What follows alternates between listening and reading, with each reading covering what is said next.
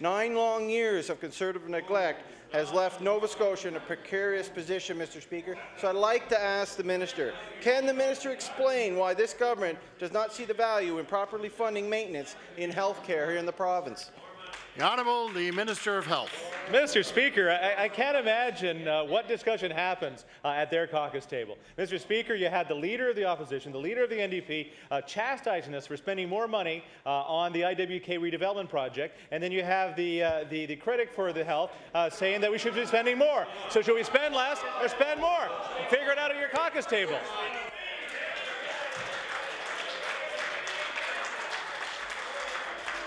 Order, please. The Honourable the Member for Sackville-Cobequid on his final supplementary. Mr. Speaker, the Minister should just spend the money that they approved in the budget. $7 million underspent in farmer care last year. $8 million underspent for medical equipment, Mr. Speaker. $13 million underspent for hospital infrastructures. What they need to do is spend the money that they said they're going to spend. They give it with one hand, take it away with the other, Mr. Speaker. Judging by this government's previous record, it'll be another 6 months before the district health authorities know what they can spend this year. So I'd like to ask the Minister of Health, how can the district health authorities supposed to repair their buildings when they don't even know how much money they're going to have, and it'll be almost a year before they know that, Mr. Speaker? The Honourable the Minister of Health. Thank you very much, Mr. Speaker. And the district health authorities, as he knows, submit a business plan. They know exactly what kind of dollars that they're going to be spending in this coming year. Mr. Speaker, I've committed to this House before to make sure that those budgets are going to be approved in the quickest amount of time. Mr. Speaker, I want the member opposite to explain why he's not supporting $262 million in continuing care strategy, why he's not supporting a total investment of $142 million in home care, why we're not supporting.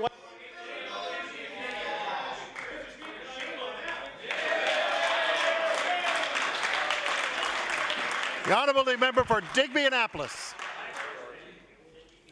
Thank you, Mr. Speaker. Mr. Speaker, my question is for the Tourism Minister. Mr. Speaker, yesterday the Minister was questioned on the lack of visible Nova Scotia advertising in this province. The Minister's response, I don't understand. Mr. Speaker, it gets better. It gets worse. Mr. Speaker, the Department's lack of advertising is not restricted to Nova Scotia. In 2007, more than 149,000 visitors arrived to this province from Western Canada. These visitors represent 7% of the total visitation to our province, yet the Department only allocates $100,000 in Western Canadian advertising. Just imagine how many more people would come to Nova Scotia if proper dollars were placed in advertising there. My question, can the Minister tell Nova Scotia how his department determines his advertising allocation budget?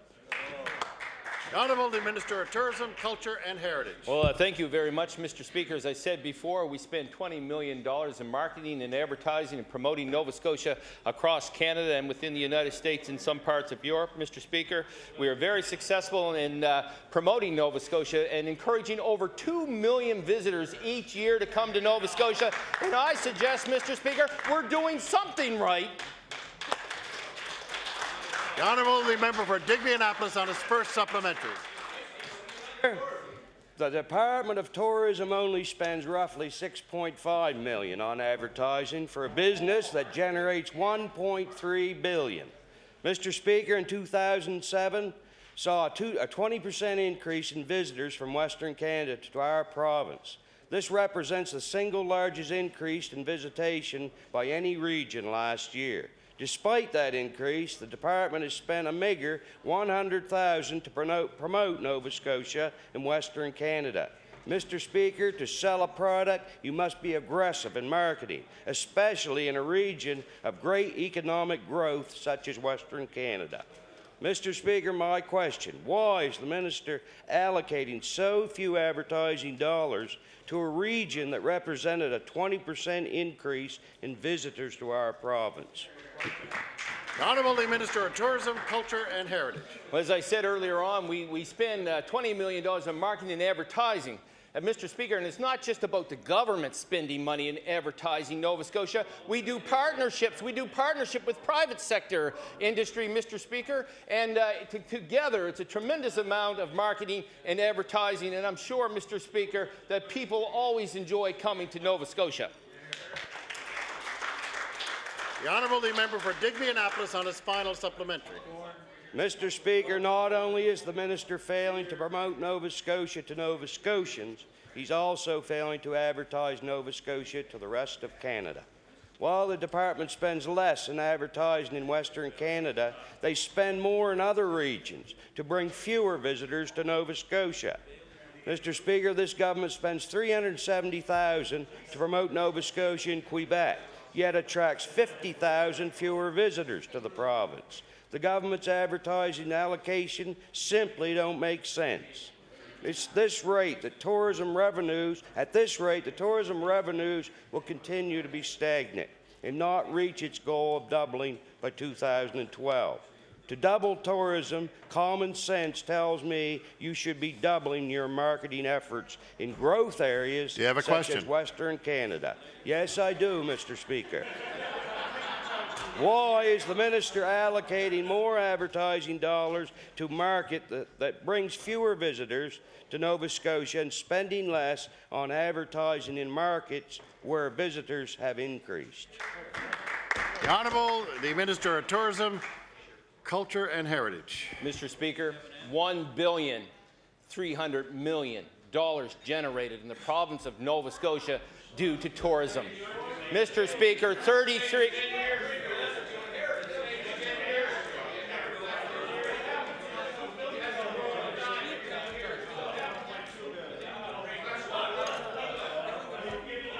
Order, please. Order. Order, please. The Honourable the Minister has the floor.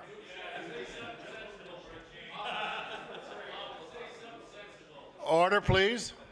Thank you.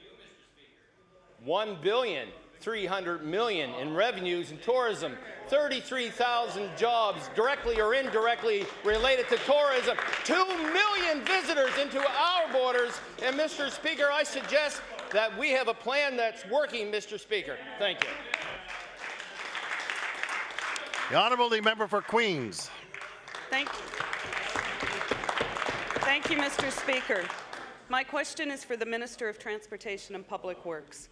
Facing the task of dealing with this province's infrastructure deficit, tough decisions have to be made.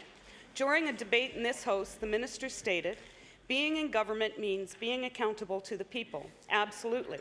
But it also means being responsible for the dollars that we have been given to spend. The minister said this before handing over a $250,000 check to the South Shore Regional Airport in Greenfield. That money wasn't requested and was described by the mayor as manna from heaven with no strings attached. My question to the minister is, does he consider this no strings attached program to be responsible and accountable? The Honourable the Minister of Transportation and Infrastructure Renewal.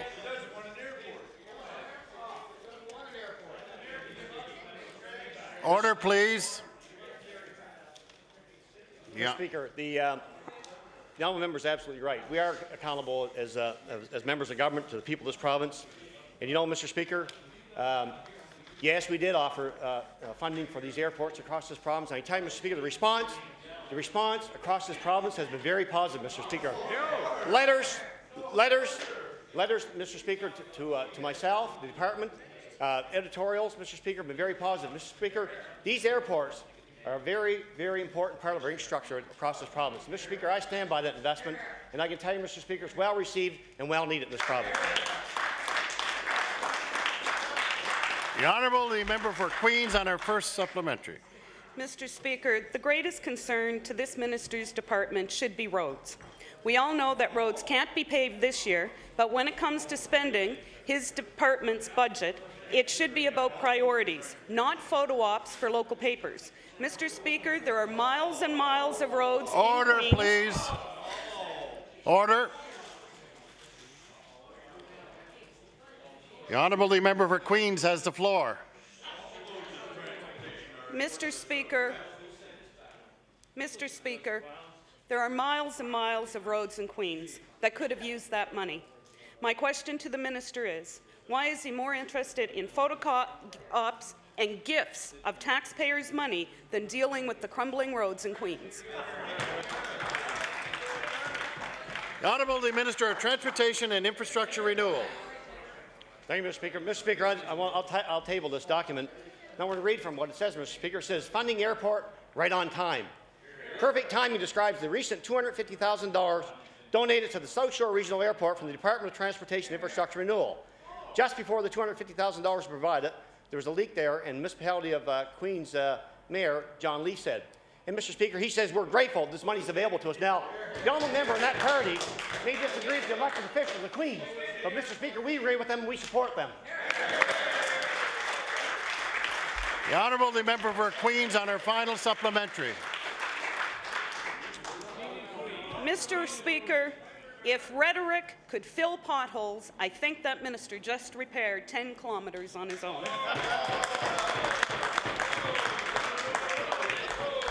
And I would ask the minister to check on research about the fuel leak. I will table a copy of the article in the local paper of the Minister of Community Services handing over a cheque to the Mayor. Clearly, this government is out of touch with the real needs and infrastructure priorities for the residents of Queens. Again, I ask the minister, why was the money not used to carry out much-needed road repairs like those in West Caledonia, Westfield, Hurdles Road, Bugler's Cove, Port Medway, or Southwest Port Mattoon? The Honourable the Minister of Transportation and Infrastructure Renewal. Thank you, Mr. Speaker. Order, please. I respect the opinion and the information we've received from elected officials of Queens County, Mr. Speaker. The honourable member should as well. The honourable leader of the tax and spend party should be. He's from Queens County, Mr. Speaker. He should know that. And Mr. Speaker, you know, Mr. Speaker, I stood in. Order, please. Order, please. I stood in question period about a week ago, and I said that I've been here for 10 years. I've been here for 10 years with the leader of the tax and spend party, and never heard him once ever tell anybody in this province no. You know, he's never told a community no. He's never told an individual no. Never told an organization no. But you know what, Mr. Speaker? You know what? Tax and spend. Tax and spend. Tax and spend. Order, please. I was wrong. Because he's telling everybody in Nova Scotia no today, the students, the nurses, the firefighters, and on and on. He's telling no to everybody. And he's saying no to them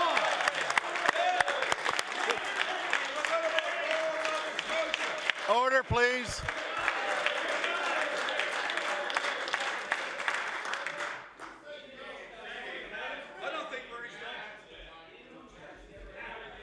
The Honourable the member for Halifax Fairview. Mr. Speaker, my question is for the Minister of the Environment. The Environmental Goals and Sustainable Prosperity Act enshrine many targets for Nova Scotia to meet, one of them being to cut greenhouse gas emissions by at least 10% below 1990 levels by the year 2020. What the government would like people to forget is that there was a prior target, an interim target, to cut greenhouse gas emissions to 1990 levels by 2010. This commitment was made in 2001, and it was not mentioned anywhere in today's document. The last available data from 2005 shows that greenhouse gas emissions were going up significantly, not down, and the climate change strategy won't be released until the fall of 2008 at the earliest. Mr. Speaker, in short, there is simply no possible way that this government can meet its own target for 2010. My question to the minister, when will the government acknowledge that it cannot possibly meet its own target for greenhouse gas emissions by 2010? The Honourable the Minister of Environment. Thank you very much, Mr. Speaker. During estimates, the honourable member said our targets were too high, and then he said they were too low. He can't seem to make up his mind on whether they're too high or too low. They want to tax, they want to spend. Mr. Speaker, our targets are challenging. We'll admit that. The greenhouse gas target for 2020 is a challenging one, but we intend to meet it. The Honourable Member for Halifax Fairview on his first supplementary. Mr. Speaker, I'll know that I'm in trouble when the minister quotes me accurately and shows how I'm wrong. And he knows I said no such thing, Mr. Speaker, but that doesn't stop him anyway. Since the government cannot possibly meet its 2010 target, it has now started talking about its targets for 2020, which is convenient because 2020 is so far away that in effect it provides no accountability at all. No Nova Scotia Premier for a century has served for 13 consecutive years. The last Premier to hit 13 years in a row, Mr. Speaker, it was 1909. And I cannot find anyone who will wager a single nickel that this government and this Premier will survive so long. My question to the minister, if this government can't possibly meet its own target for 2010, why should we believe it will meet its target for 2020? Honourable the Minister of the Environment. Thank you very much, Mr. Speaker. And the honourable member has done his history on the longevity of former premiers, but he hasn't been able to peer into the future. And I predict this premier will eclipse the record from the past. Order, please. Order, please.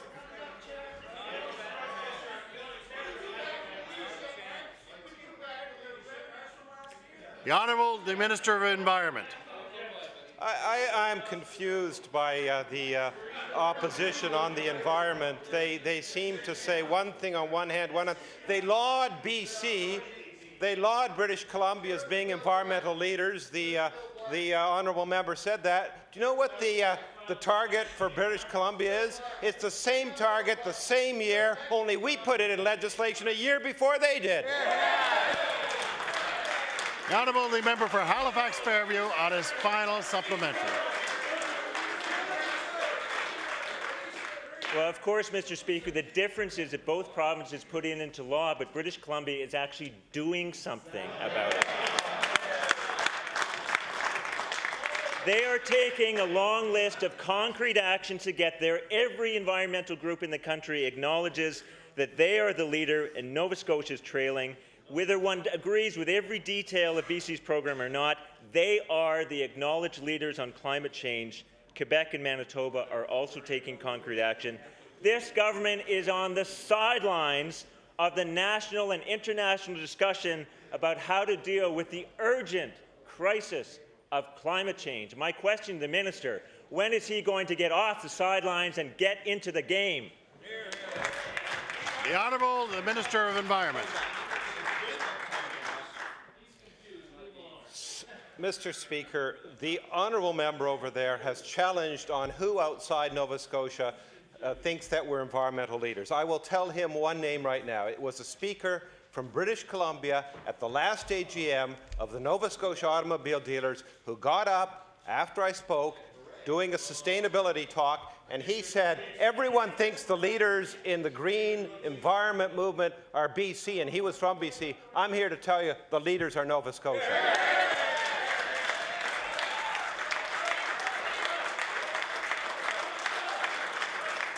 The Honourable the Member for Clare.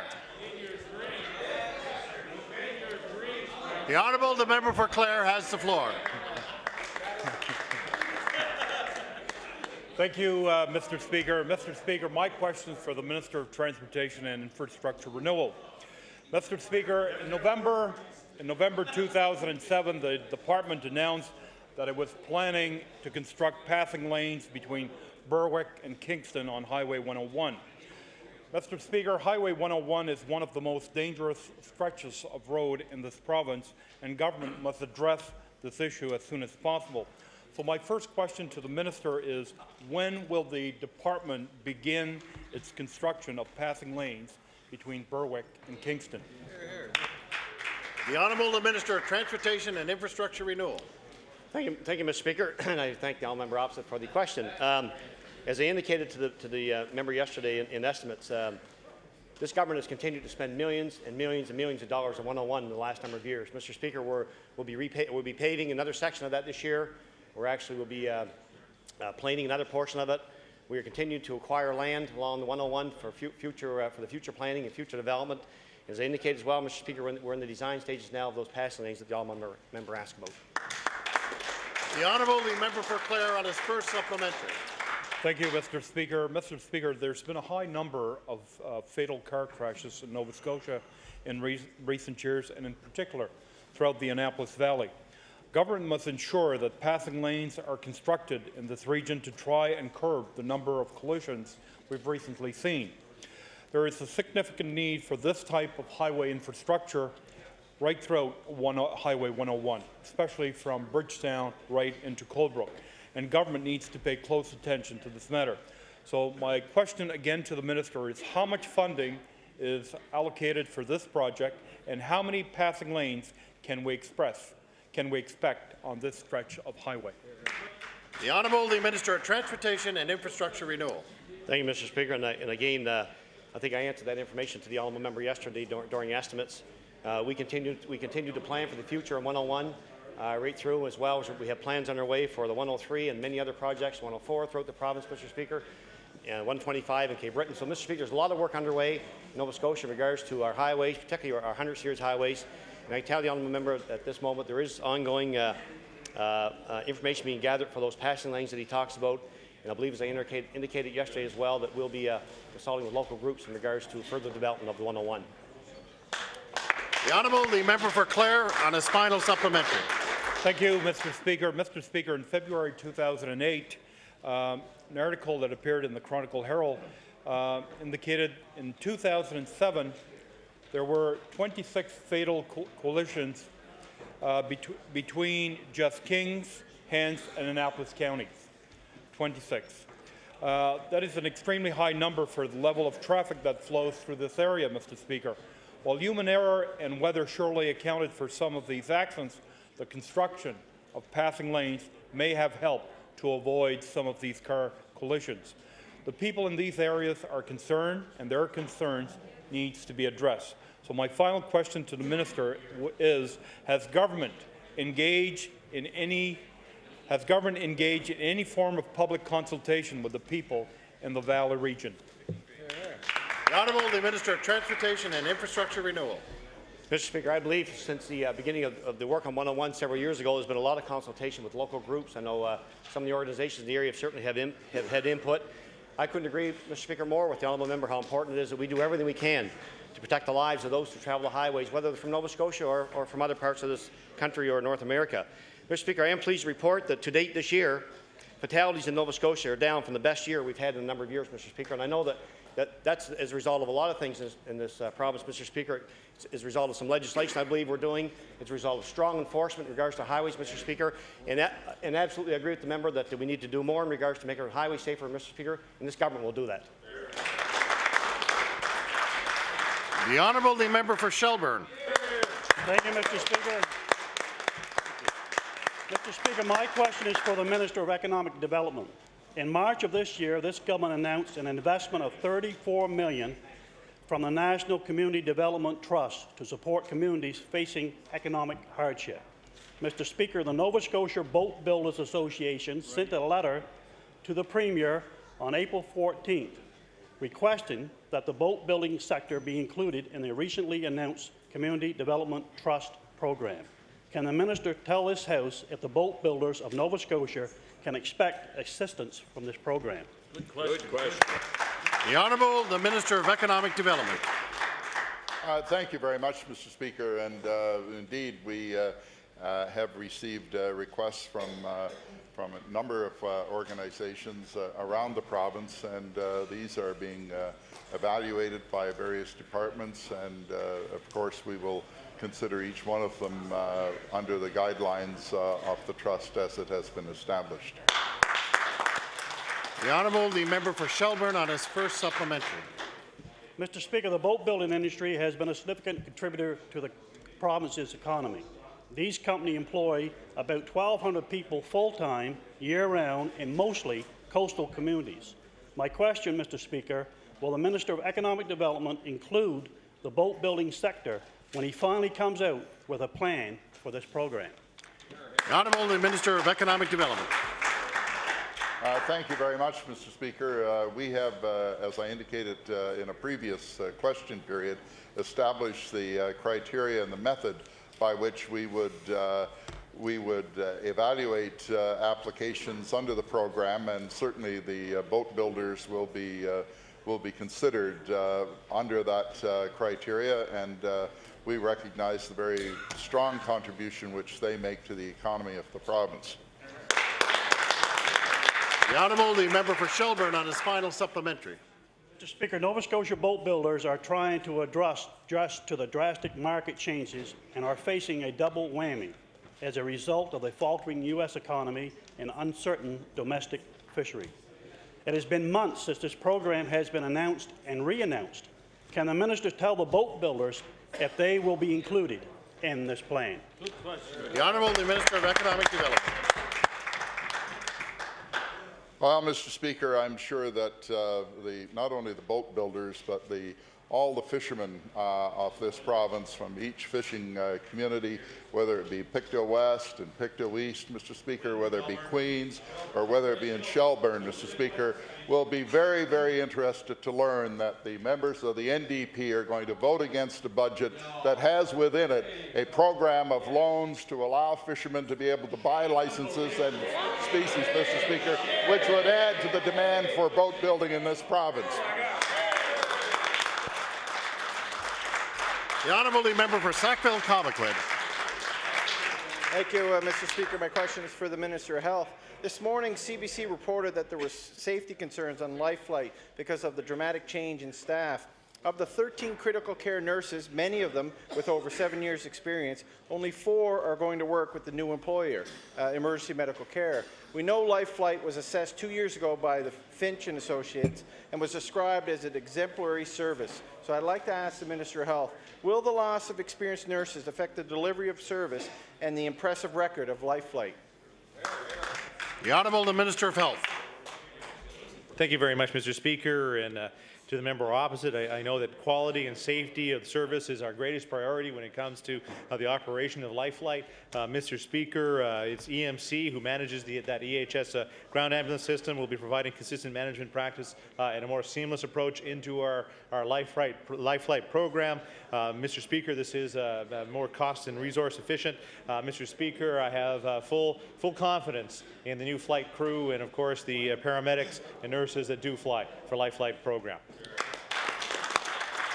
The Honourable Member for Sackville-Cobequid on his first supplementary. Thank you, Mr. Speaker. The Fitch report also describes years of poor management and employee relations. The success of the air ambulance program was quite remarkable, despite the strain in the office, Mr. Speaker. After the Finch report was released, several nurses and paramedics complained about the management of Life Flight. None of the nurses are still with the air ambulance service today, but most of the managers are, Mr. Speaker. So I'd like to ask the Minister, was the change in management companies used as a convenient way to get rid of staff who didn't get along with management and question the safety standards of Life Flight?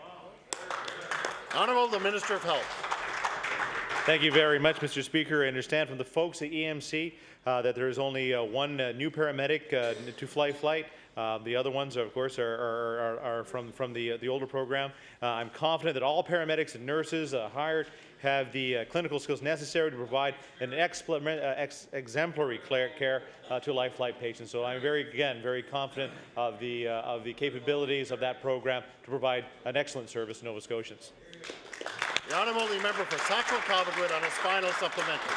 Thank you, Mr. Speaker. But 9 Life Flight nurses, one with over 13 years' experience, Mr. Speaker, aren't working on Life Flight today, and that should raise alarm bells, and some questions should be answered around that. CBC also reported that medical residents are being assigned to Life Flight as a part of their rotation, Mr. Speaker. So I'd like to ask the Minister, are those medical residents being used to replace those 9 flight nurses who no longer work for Life Flight, Mr. Speaker? The Honourable the Minister of Health. Thank you very much, Mr. Speaker. And Mr. Speaker, to the member opposite, the Life Flight nurses do work on a rotational basis with the airplane, the helicopter service. Those nurses who were working with Life Flight, as I understand, are still working on their full-time programs at the District Health Authority or with the Capital District. Mr. Speaker, again, we're very confident with the service that is being provided to Nova Scotia when it comes to Life Flight. The Honourable the member for Glace Bay. Thank you. Mr. Speaker, my question is for the Minister of Health. Mr. Speaker, in December of 2005, the Department of Health implemented the Self-Managed Care Program, a program that we support wholeheartedly. There are challenges with the program, though, that require addressing. I have a constituent of mine, Mr. Speaker, Nelson Martel, whose son Sean is in receipt of self-managed care. When the program started, a payment plan was established that would see 13 checks per year. When the case coordinator went on training, the payment plan was changed to 12 checks per year. Mr. Speaker, this left the family having to pay out of their pockets for the care provider or making their remittances to Revenue Canada. And needless to say, they owe Revenue Canada $3,000, the amount of the absent check. So my question to the minister is, how can the minister justify a payment plan change that sees a family having to make the choice of paying a care worker or being in arrears with Revenue Canada? The Honourable Minister of Health. Thank you very much, Mr. Speaker, and I am very happy that the member opposite did bring this issue to the floor of the legislature. As the member opposite knows, that I cannot speak to the specifics of this case. I can say that the self-managed care program is one that has been working. It is one that we would like to see lots more money invested in it, because we do feel that patients can make good care decisions when it comes to their care. Mr. Speaker, again, we will continue to expand that program, and if the member opposite would want to bring more of that information to me, I would have staff look at it. The Honourable the member for Glace Bay on his first supplementary. Mr. Speaker, the beauty of the self-managed care program is its flexibility. It enables caseworkers to adapt to the special needs of clients. My constituent's son requires 24/7 care and costs that go beyond the $3,500 limit provided in the program. In a fact sheet from the Department of Health, it states that the care coordinator can recommend modifications to the amount of funding in accordance with policies, procedures, and guidelines. So my next question for the minister is, does this authority give care coordinators the ability to authorize funding recommendations that are in excess of that $3,500 cap? The Honourable the Minister of Health. Thank you very much, Mr. Speaker. When it comes to the self-managed care program, there is a cap, Mr. Speaker, and I don't believe that the care coordinators can make a decision to go above that. But Mr. Speaker, I know through partnerships with other departments, community services and others, that we have been making a difference for individuals like Mr. Martel. The Honourable the member for Glace Bay on his final supplementary. Mr. Speaker, the suggested solution provided in this case was to place Sean in a nursing home. It's neither an age-appropriate solution nor one in which the care requirements can be met, given that it takes him an hour to eat lunch. Show me a nursing home where staff has that much time to spare, Mr. Speaker. Right now, the family is getting care, just not enough resources to provide 24/7 care. So my final question to the minister is, why wouldn't the minister not look at increasing a monthly check for a program that provides a more dignified level of care, rather than suggesting a solution that is much more costly? The Honourable the Minister of Health. Thank you very much, Mr. Speaker. And again, as I mentioned in my first answer, that if the member opposite want to bring some more information to me, I'd be happy to have departmental staff look at that. It is a constant challenge that sometimes the needs of individuals is more than the department is able to help with. Mr. Speaker, again, we will look at this one seriously to see if there's a solution for Mr. Martel.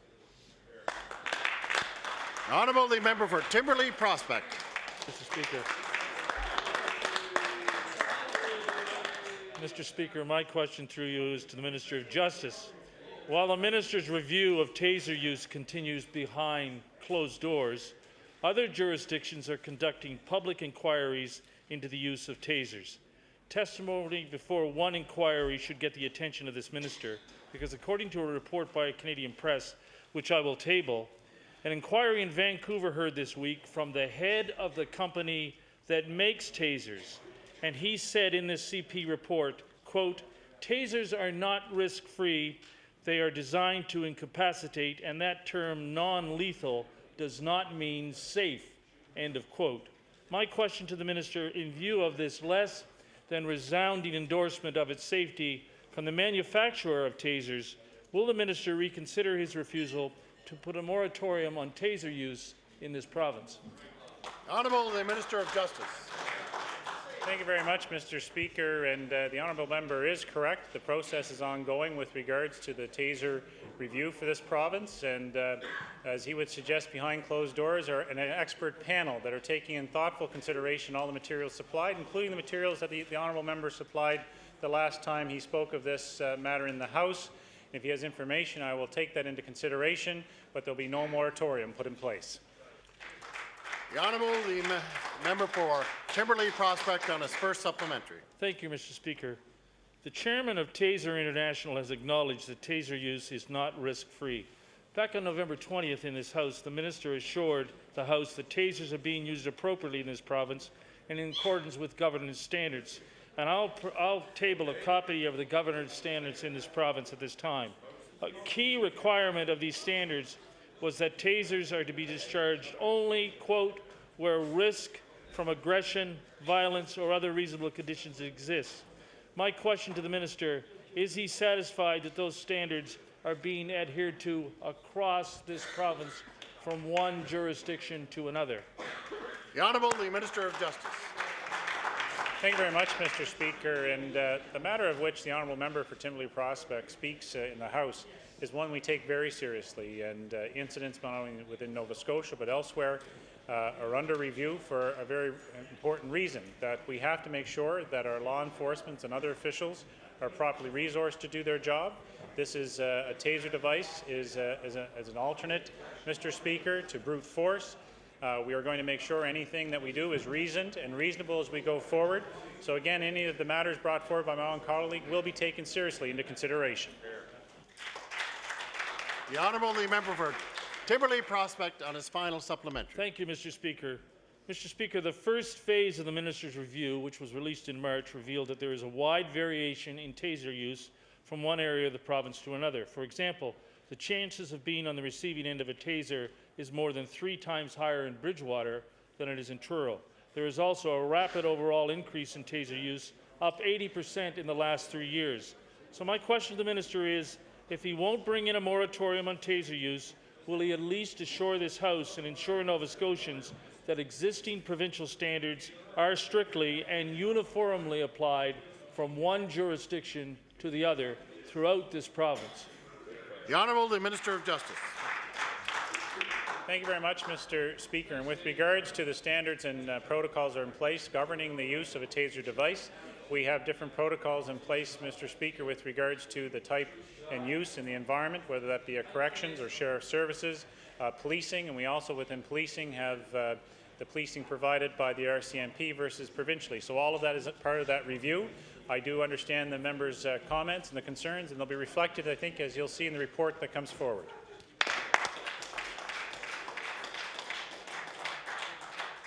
The Honourable the member for Clare. Thank you, Mr. Speaker. Mr. Speaker, my question is for the Minister of Transportation and Infrastructure Renewal. I have my assistant manager here in the back. Thank you. Mr. Speaker, my question is for the Minister of Transportation and Infrastructure Renewal. Mr. Speaker, a report from GPI Atlantic in March revealed that although over 71% of HRM residents live in a metro transit service area, only 12% actually use the bus. As the largest city in Atlantic provinces, HRM could set an example of creating a more efficient, user-friendly transit system and helping us to reduce our carbon footprint. So my question to the minister is, does government have a plan to help HRM to create a more effective transit system? The Honourable, the Minister of Transportation and Infrastructure Renewal. Thank you, Mr. Speaker. And Mr. Speaker, there's lots of things we could talk about in regards to this initiative around HRM and transportation. Obviously, Mr. Speaker, we are working with HRM, what my department is in regards to infrastructure, the 102 corridor, the Burnside Expressway. Mr. Speaker, there's many things we can talk about in HRM, but Mr. Speaker, I will remind the honourable member that the federal government has made millions of dollars available. In fact, through HRM, there's $13 million available that they're looking at now, how they may spend that. We've indicated in our budget, Mr. Speaker, which the NDP are against, that we will offer $3 million this year to help with transit. So, Mr. Speaker, HRM. Order, please. Opportunities, but I do agree with the honourable member that it's a real issue and we need to work together to find a resolve. The Honourable, the member for Clare on his first supplementary. Could I have that same question again? Thank you, Mr. Speaker. Mr. Speaker, my next question is for the Minister of the Environment. Mr. Speaker, the GPI study concluded that privately owned vehicles travel more than 3 billion kilometres per year in HRM. That's approximately 8,000 kilometres for every resident of HRM in the city, even the people who don't own a car. Mr. Speaker, that's a lot of wear and tear on city roads and a whole lot of greenhouse gas emissions from vehicles. In fact, that much driving creates about 2.2 tons of greenhouse gas emissions per person. So my question to the Minister of the Environment is, what is your government's plan to help curb the use of private vehicles and encourage more environmentally friendly means of transportation? The Honourable, the Minister of Environment. Thank you very much, Mr. Speaker, and I thank the honourable member for the question. It's a very good question. I do want to remind him of the rail cut project that's part of the Atlantic Gateway that the Premier announced, which will help take trucks off of the downtown and will be helpful in alleviating congestion and reducing greenhouse gases. But the honourable member has put his finger upon a very, very important issue, and that's that we're the most rural province in Canada. About 60% of our population is rural. They'll be depending in large part upon cars, and so we need to work at helping them to get more efficient cars, smaller cars, and there is programs, the Drive Wiser program, there's programs that the Ecology Action Centre has, but it is a challenge that our province has to rise to in greater proportion than other provinces which can rely on urban transit systems. The Honourable, the member for Clare on his final supplementary. Thank you, Mr. Speaker. Mr. Speaker, residents of Halifax directly spend 12.4% of their household budgets to own, operate, and park their vehicles. That's $3,327 a year per person. That means $7 million a year is spent by residents and businesses on driving in HRM. With rising fuel costs, energy prices, and the increase of food prices worldwide, Nova Scotians need a break whenever they can get it. The fact is this: HRM needs a better and more user-friendly transit system, and government should provide support for this system. So again, to the Minister, is what incentives is your government prepared to offer to reduce the use of private vehicles in HRM? The Honourable, the Minister of Environment. Thank you very much, Mr. Speaker, and I suspect it's in large part because this is in the budget that the honourable member has spoken, or his party has spoken positively of the budget, and that's the $3 million gas transit tax credit in the FMA, I believe it is. And so that's one thing that we're doing. The other thing that we're doing is supporting HRM in the Fast Ferry project in terms of their work there on getting federal money for the Fast Ferry project. And so those are some of the things, honourable member, that we're doing to work with HRM and encourage and help them. The honourable member for Dartmouth North. Thank you, Mr. Speaker. Mr. Speaker, my question is for the Minister of Community Services. Shelter allowances for employment support and income assistance clients are falling very short of what is needed in order to rent safe and appropriate housing in most parts of the province. When I asked the Minister why her department has not been increasing shelter allowances, she indicated that is because landlords simply increase their rents whenever the allowance goes up. So the Minister's answer is to keep shelter allowances frozen. So I asked the Minister, why hasn't her staff explored ways to address this problem rather than freezing shelter allowances? The Honourable the Minister of Community Services. Thank you very much, Mr. Speaker. Mr. Speaker, I welcome the opportunity to rise and speak again, Mr. Speaker, of the success that this government has had, Mr. Speaker, working with all Nova Scotians, Mr. Speaker, particularly when it comes to the issue of ensuring that that the income assistant clients, Mr. Speaker, receive the full assistance of this government, Mr. Speaker. Of course, Mr. Speaker, 15.6% would be the increase, Mr. Speaker, that would be in place should the NDP decide to vote for the budget, Mr. Speaker, which apparently they are not going to do. And Mr. Speaker, as well, the issue regarding low-income support for wheelchairs, Mr. Order, Speaker. please. My goodness, the 300,000. Order, please. The time allotted for oral question period has expired. The Honourable the Member for Shelburne on an introduction. Thank you, Mr. Speaker. I'm pleased if I can draw your attention on an introduction to the West Gallery. We have students from Barrington Municipal High who have listened to our question period today. Also, we have members from the Student Council and teachers Vanessa Benoit, Leila Sonia Muse, and I ask for the members of the students and student councils to stand and let the House put a good round of applause.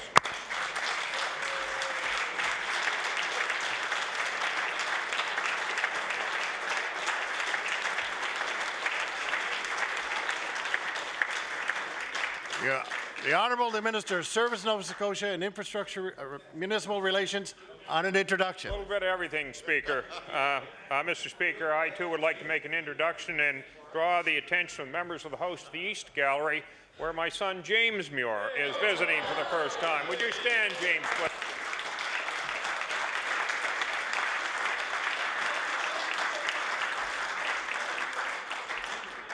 The Honourable the Member for Glace Bay on an introduction.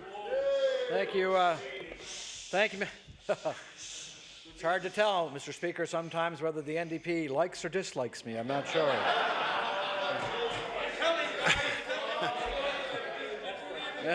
We'll talk. Mr. Speaker, it's my pleasure. Not very often do groups from Glace Bay get to make the long travel here to Halifax to see the proceedings of the House of Assembly.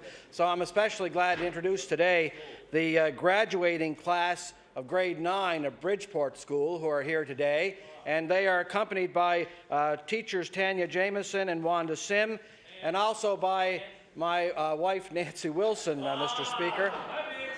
And included in the small group of graduates is my daughter Gina.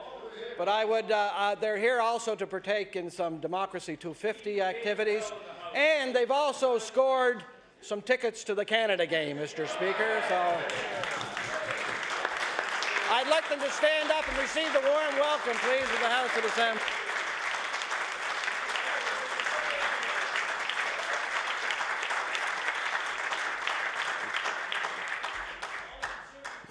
We just welcome all visitors to the gallery as well as the ones that have been recognized today. Now, the Honourable, the Opposition House Leader. Thank you, Mr. Speaker. Mr. Speaker, would you call Bill 58 the Uranium Mining Moratorium Act?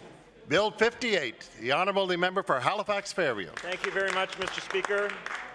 I would like to join the member for Glace Bay in welcoming our guests from Cape Breton Island. It is true, Mr. Speaker, it is relatively rare for us to have visitors from Cape Breton Island. I myself represent a Halifax constituency, so it is relatively easy for students in my schools to come here to the House. So they are very welcome indeed. And Mr. Speaker, lest there be any doubt, I want to say that we love the member for Glace Bay.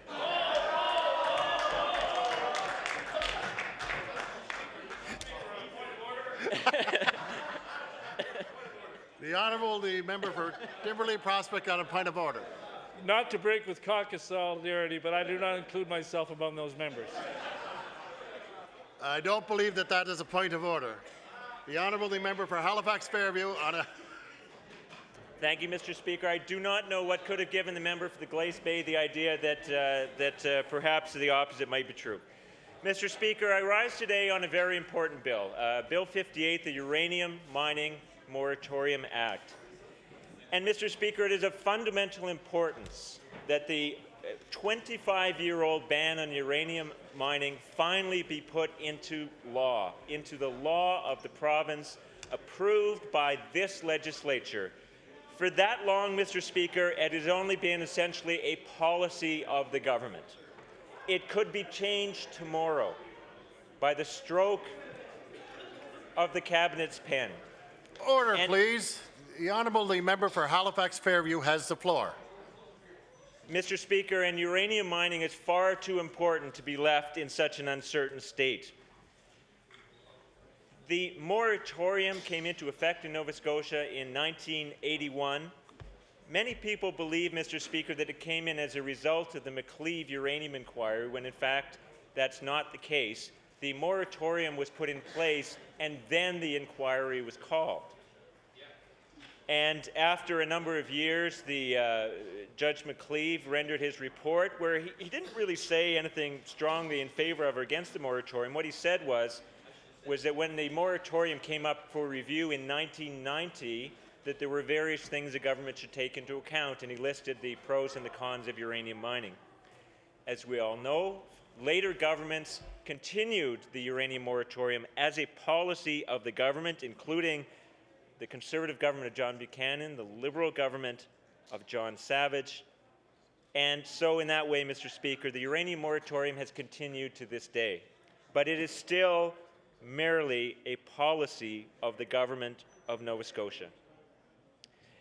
Mr. Speaker, it is very important, in our estimation, that this be put into law so that if there is a change at some point in the future on this status quo that has existed now for so long, if there is a change, there should be a debate in this House. If there is to be a change, it should be approved by this House. The world has a uranium economy of which we do not wish to take part. Uranium is used for only a few things, Mr. Speaker. It is used to build nuclear weapons. It is used to build depleted uranium armaments. It is used to generate nuclear power. Mr. Speaker, and a very, very, very small proportion of it is used for the purposes of nuclear medicine, which of course we all support, but one fact that members might be interested in is that all the uranium that is used for the purposes of the world's nuclear medicine comes from the United States, despite the fact that Canada is the world's largest producer, and despite the fact that Australia is the second largest producer.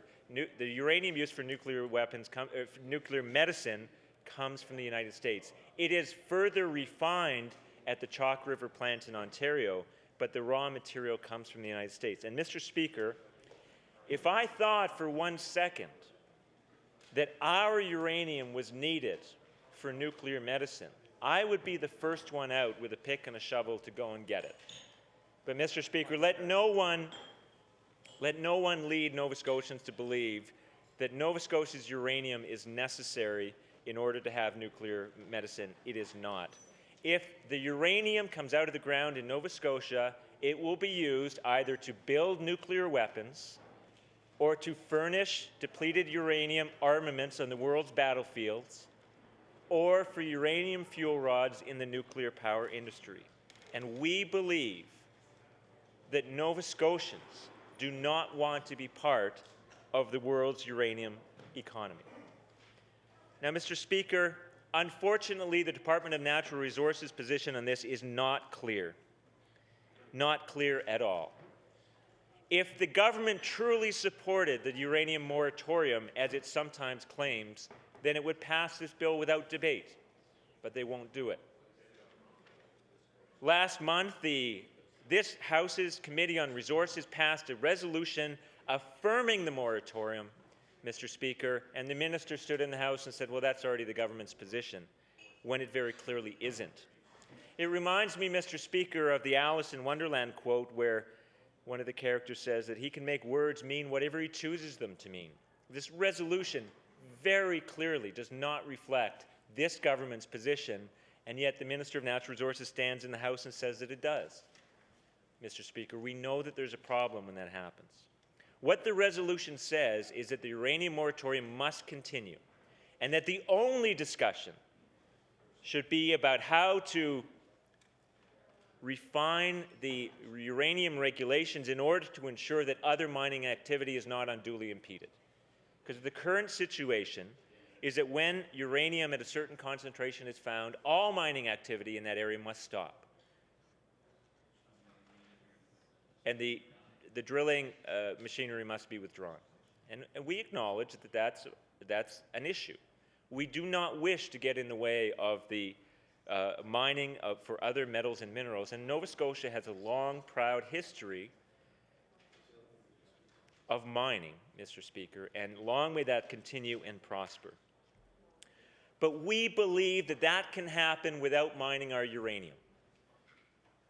And our government has liked to say that, well, we're the only jurisdiction in North America with such a ban, the implication being that therefore that we must be wrong. But, Mr. Speaker, the truth is that other jurisdictions are joining us. The Labrador Inuit, who have some self-government over their natural resources, have had said no to uranium mining. They have a uranium moratorium. And, Mr. Speaker, within the last few weeks, the government of BC has announced a policy that amounts to a moratorium on the mining of uranium in that province as well. So, Mr. Speaker, our position on this, and the reason we put this bill forward, is that we believe that it is possible to have a healthy, prosperous mining industry in this province while leaving uranium in the ground. And we look forward to the support of the other parties for that proposition. Thank you, Mr. Speaker. Thank you. The chair now recognizes the Honourable Minister of Natural Resources. Thank you, Mr. Speaker. And Mr. Speaker, I am pleased to have the opportunity to speak about Bill 58 because, quite frankly, I'm surprised that the honourable member continues to pursue this, as the government has been quite clear, and I've been quite clear on national television, local television, on the radio, in the newspapers, and by departmental correspondence. We have been clear of our support for the existing policies of the department, which upholds the uranium moratorium. Mr. Speaker, however, the exploration and mining of uranium in Nova Scotia is prohibited by government policy and by regulations under the Mineral Resources Act. If any company finds uranium in concentrations of greater than 100 parts per million while exploring for other minerals, because they are not allowed to explore for uranium, it must report those results and stop exploration. That system is working. Earlier this year, a company exploring for minerals in Nova Scotia notified the department it had preliminary findings of uranium exceeding the 100 parts per million threshold. And that company did what it was supposed to do. It notified the department, closed down its explorations, and began working with a committee struck by my staff to properly determine if this find is a representative sample of the mineralized zone or if it is just an anomaly. If it is representative, my department will close down appropriate areas for any further exploration, just like we have done in other areas where uranium is in high concentrations. The regulations and existing moratorium worked. But Bill 58 tries to fix a system that isn't broken. And furthermore, Mr. Speaker, I'm not sure how much thought the honourable member put into the drafting of this bill, but I see in the second clause it reads, "No person shall mine or extract uranium in the province." And while I understand his intention, I'm not sure he understands how uranium occurs. Uranium is a trace element. What that means is it's everywhere. The question is the concentration. We have quantified a threshold upon which we implement the moratorium. If we were to take this literally, and I assume the honourable member gave this consideration, and I'm sure his researchers helped him reach this conclusion, but I'm not going to blame it on his researchers.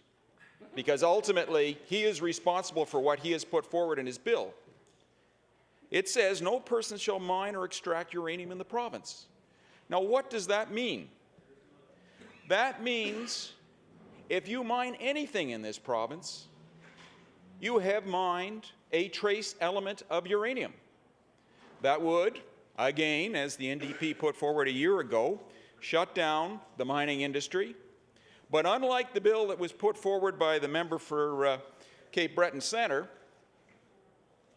this one does not exclude pits and quarries because, Mr. Speaker, again, uranium is a trace element.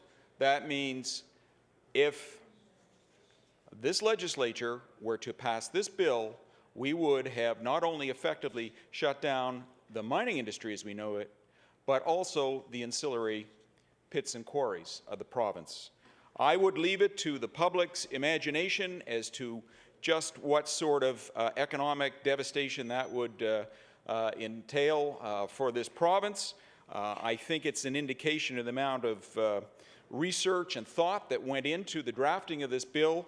And again, I have to say I'm a little surprised that the member for Halifax Fairview would put forward such a clause and indeed draw attention to it by making it a subject for debate on Opposition Day. However, that was his decision based on his research and that of the NDP staff.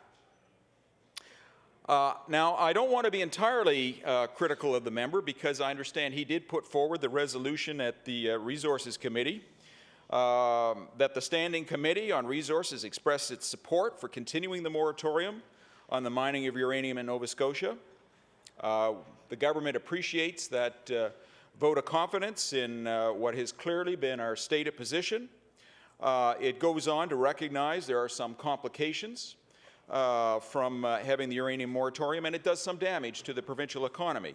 And I do appreciate that the member has put this forward into a resolution and asked to investigate whether there are any remedies to the unintended consequences of the moratorium.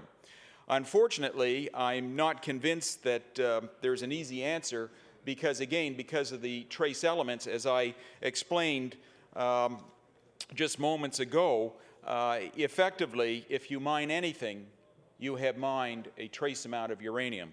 So I'm not confident that that is going to address the very serious financial implications from the moratorium, but I do acknowledge that the member recognizes that there are problems with the moratorium. I have been very clear, Mr. Speaker, that there are three issues that have to be dealt with before this government could consider changing the moratorium. One, uranium mining has to be safe, deemed safe scientifically. Judge McCleave has addressed this, and I'll go into that in greater detail in a moment. And it would have to be good for the economy, and I could go into that in great detail. But it also has to be generally accepted by the people as being the best decision for the province. And while it is clear that it is scientifically safe to mine uranium, and indeed 16% of power generation in the world is from uranium, a green source of energy, and it is clearly good for the economy, this government is not accepting of the fact that the people of Nova Scotia are looking for this change at this time. The Department of Natural Resources is doing a review of our natural resources strategies, including its mineral strategy. In fact, this past Monday, we embarked on our public hearings in partnership with voluntary planning, and we look forward to hearing from Nova Scotians, and we have been hearing from them, both for and against, the whole question of the uranium moratorium. And we want an informed debate on this. This is Nova Scotians' chance to have meaningful discussions. And by bringing this up here today, it allows us to further inform those discussions. So we welcome that opportunity. I do take note that when you pass a piece of legislation especially one that would be as damaging as this, which would shut down the entire mining industry in the province, because it says no person shall mine or extract uranium in the province, and that cannot be done because uranium is a trace element in all rocks. But, Mr. Speaker, the passage of this bill would not only shut down the mining industry, including all pits and quarries, but it's interesting to me that it would also rob Nova Scotians of the chance to have their say through the review of the natural resources strategy. And we want them to have that chance. Mr. Speaker, it is a little perplexing that a party that uses the word democratic in its name, New Democratic Party, would bring forward such an undemocratic motion that at this time would rob Nova Scotians of the chance of having their say. We are very interested in hearing from Nova Scotians. We want them to know that the McLeave inquiry, led by Justice Robert McLeave, came forward. Initially, he envisioned 3 stages to his commission: a public consultation, an issue identification, formal confrontation between the proponents and opposing views, final arguments, conclusions, and recommendations.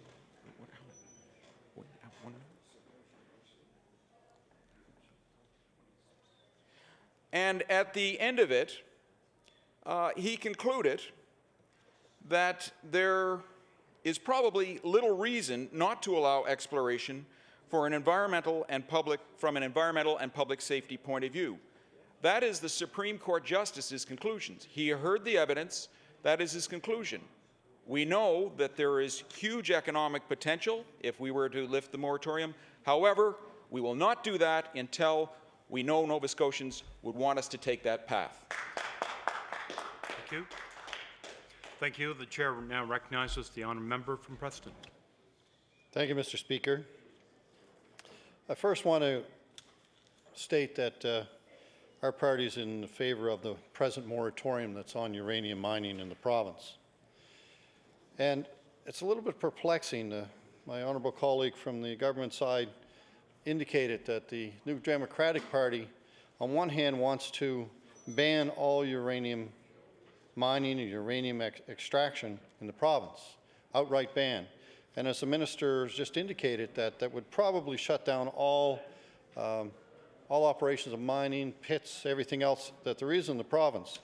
And that would be a very interesting scenario when you couldn't get gravel to fix your driveway, or all the people that do have income from this type of operations, which are deemed to be safe at this point in time and probably will be for some time to come. And then the same member at the Standing Committee of Human Resources said there should be a full public-based open process to see if there's some way that we can mine other minerals. Basically, I believe that was the drift of the conversation at that time in that meeting from my colleagues that I've seen, and this received unanimous support by all members present, that this process goes through, and from what I understand from the minister and from the government, that indeed they're going to have a process like this anyway. So it's reasonable to assume that the province, the government side would support it, and we definitely support open consultation on anything that possible that can be done. And then the bill says to ban everything, so without any public consultation. So it just doesn't make sense. So on one hand, you're saying ban it. The other hand, you're saying, well, maybe we shouldn't ban it all. We should just investigate what's going on here first and see what people have to say. And there was a bit of fear-mongering here from the official opposition indicating, well, everything is going to be used for nuclear weapons. And indeed, that isn't the case. That's a lot of clean energy is produced by Atomic Energy of Canada for their CANDU reactors. Well, it's the safest reactor in the world, and indeed does eliminate greenhouse gases. Now, I'm not proposing a nuclear power station for Nova Scotia because it's simply too expensive, and there's all kinds of other issues that go with that. But indeed, uranium mining isn't strictly for building bombs. And once people start talking about uranium mining, that's the only thing they think about. There are hazards, however, with radon gas that's associated with that, and I'm sure that probably not everyone in this room, even never mind in the province, has even checked their home for radon gas. And if you haven't done that, and you're discussing this whole issue of uranium, and you're against it or for it, whatever the case may be with the individual case, you're really missing the boat here, because if you don't know what's in your own home, that will definitely cause cancer. It's proven to cause cancer, radon gas. You really should have that test done. And anyone that's listening today should definitely have that test done. And I wasn't aware of this serious danger. I'd heard of radon gas many times, but until I was briefed by the people, the experts in the field, and indicated the severe dangers that are associated with this. I had my own home done. Unfortunately, it was safe, and I also had my office done to make sure my office was safe for the staff that work for me. And I'd like to know sometime from the government if you've tested every government building, including this building, for radon gas, and encourage your staff to do this. It's a very simple test. It only costs around $35 to do, and just a matter of setting a container, opening the top, let it sit there for a few days, closing the top, and send it back in with a little questionnaire. It's very, very simple, very inexpensive. And it could mean the difference between getting cancer and not getting cancer. That's simple. So I encourage people to do that. Hopefully everyone in this room, which I know isn't the case, has done that in their homes and their offices and any place else they can support this being done or influence it being done. And it's all part of the uranium mining situation. There indeed needs to be an opportunity to, again, review the 100 parts per million threshold that is there now, see if there's some safe way that other minerals and mining activities can continue. Because what I can understand from the mining industry, if they hit anywhere that's 100 ppm or more, the whole thing is shut down, and they may be on a huge tin deposit or gold or whatever the case may be that could generate tremendous economic growth for Nova Scotia in a positive way, as long as it's done properly and within all the regulations and environment and everything considered. That can help our economy, which needs to be helped. There's no question about that. We've seen a lot of closures in businesses and everything here. So with the right scientific work done, with the right exploration processes in place, that indeed guarantees the safety of the people that are doing the work and of the community long term, I think that number needs to be reviewed. But it has to be reviewed with full scientific facts first. Secondly, with full consultation in the communities, as the government is committed to do already. In that vein, because if it isn't done like that, then no one will have comfort that they're safe. And people have to feel safe in their own homes, they have to feel safe in their communities, and indeed you have to have that reassurance. I can tell you, I did for a short time in my career, my working career, I did work with people at Chalk River and the associated parts with nuclear energy. And I can tell you that the professionals I dealt with there are just as nervous about uranium as a person that has never seen it, never touched it, never known what it was about, as the general public is. And they're probably more concerned. They want to make sure that things are safe, that things are done properly, and every safeguard as possible is in place, whether you're doing medical work or you're doing a CANDU reactor. And the CANDU reactors, and their record stands on their own. They've never had an accident, and it's because they have put the due diligence in place, and we have probably some of the foremost authorities in this country on the use of nuclear energy and energy byproducts. And it's important. We've seen a problem here recently with the medical part of it, and it's that is an unfortunate situation. But again, it was quickly corrected and became more of a political issue probably than an operational issue, which is unfortunate because these things have to continue and have to be done safely so people can be cured of very serious illnesses. And I know everybody in this room has had some member of their family has been touched by cancer, and a radiation treatment probably has been used in most every case, or most all cases. So it's important we have that ability here, and if we don't have the resources to provide those raw materials to the medical industry, then indeed we won't have that treatment available. Now, I'm not supposing that we mine uranium in Nova Scotia to get that. I'm not doing that. And our caucus doesn't support that. But I think a full public consultation process has to go through. We have to put all the facts out there, because a lot of times, you know, we get to hear the fear-mongering that everything is going to be turned into bombs and we're all going to be blown up, and if you mine uranium, it might blow up on you. I mean, there's all kinds of misconceptions out there that aren't true. So I think it's important we get the information out to the people, let people in the province understand what is happening, what could happen, particularly if this law was passed. I mean, it would stop everything basically going in the province, and that's not acceptable. But we do have to be very cautious with what happens here. And indeed, I agree with the moratorium was there. When I was in government, we supported this moratorium and moved it forward and continued with it, and to make sure that Nova Scotians felt comfortable and safe in their homes. And with that, I'll take my place, and thank you very much. Thank you. The chair now recognizes the honourable member from Pictou-West. Thank you, Mr. Speaker, and I'm pleased to be able to have a few minutes this afternoon to rise in my place here and speak on Bill number 58, an act to enforce a moratorium on uranium mining in Nova Scotia, that's been introduced by my colleague from Halifax Fairview, and I believe it's a good bill, and it's certainly what Nova Scotians are looking for at this time.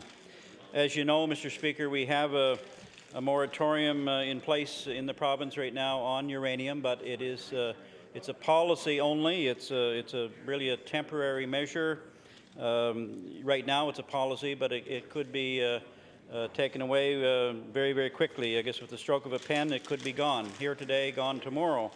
So the bill simply is asking that we enshrine in legislation a permanency to this moratorium, and you know, it seems like there's all-party support to have a moratorium. Well, why not put it into a permanent position in legislation? Because the risk is there that it could be gone at any time. And the Resources Committee, of which I am a member, recently, I guess it was last month, passed a motion also put forward by the member from Halifax Fairview that was asking for a continuation of the moratorium, certainly, but also recognize that there are some difficulties in our mining industry in Nova Scotia when companies or prospectors come across uranium in their drillings or in their with their pick or shovel or whatever, and come across more than 100 parts per million of this metal. And certainly it's not the intention of the New Democratic Party to discourage mining in this province. And in spite of what the interpretation has been that all mining would be halted in this province if this bill were to pass, nothing really, Mr. Speaker, could be further from the truth. I don't know, perhaps it's in the semantics of the way it's drawn up in from our Ledge Council, but it's in reality we're not against mining in this province. We certainly would like to see more of it go on, but just not uranium mining. But people all over this province have been contacting MLAs in this House and have shown their concerns about uranium mining. And of course, that's nothing new. It's been an ongoing issue for many, many years. And actually, it was in the early 1980s, as you would know, Mr. Speaker, that the moratorium came to be, and I guess that's about 1981 or 1982 in that range. And people, especially in Hants County and Lunenburg County, I think it was concern over a possible uranium mine that was to be established in Millet Brook, which is near New Ross, somewhere near the boundary between Hants and Lunenburg County. But of course, as we know, there is uranium not just there, but throughout the Annapolis Valley and South Mountain and North Mountain. I believe there's some in the Cobequids as well, and it may be elsewhere in the province. But at any rate, with a lot of public discussion and petitions and letters and concern to the members at that time, the government of the day, made the decision to put a moratorium on, and that has continued on a 5-year basis since then. And I think it was actually about 10 years since that has been renewed. But really, it's at the whim of government, and the concern is that it could be taken away. So that's why we want to make it a permanent law in this province and put it into legislation. But the concerns that were expressed back in the early 1980s are the same concerns that people have today. They're concerned about their health, their communities, and the concerns come from the mineral from uranium that has qualities that are of concern to or can cause problems for people's health or general well-being. Concerns over radiation. Even I'm told during exploration, when a prospector is out there with his geological pick, there can be gamma rays or other material coming off that could radiate back to the individual. There's some dangers there. There's radon gas that can be stirred up when further exploration or mining occurs.